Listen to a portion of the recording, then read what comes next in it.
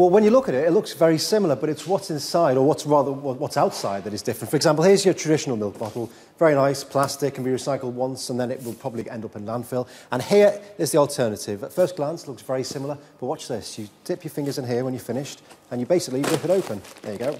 Still a little bit of plastic, but on the whole, this can be recycled 7 or 8 times. So the inventors say it is a lot more effective, especially when you look at the numbers, because this type, the traditional plastic bottle, apparently we go through around 15 million of these every single day. And this type of plastic, when it goes into landfill, will take up to 500 years to completely disappear. So it affects not just people living now, but also generations for lots and lots of years to come. Now, with this in mind, the government has been looking at various targets. For example, by 2020, it wants half of all products that milk comes in to be recyclable. And they say that's because, according to the National Audit Office, we only actually have 7 years' worth of landfill capacity left in this country. So lots of work still to be done. But here in Suffolk, what they've been doing is they've been trialling these bottles.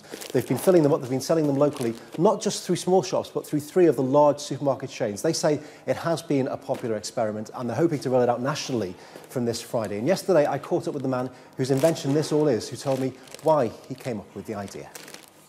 I met a chap who runs the local tip, the landfill, and I asked him what his biggest problem was, and he said plastic bottles. We still throw away 45% or more of our plastic bottles. And I got very interested, and I just got very intrigued by the whole issue, and it went from there. It's got a cardboard outside with a thin bag inside. The consumer just uses it the same as a plastic bottle. They take the lid off, use it, and pour it and use it.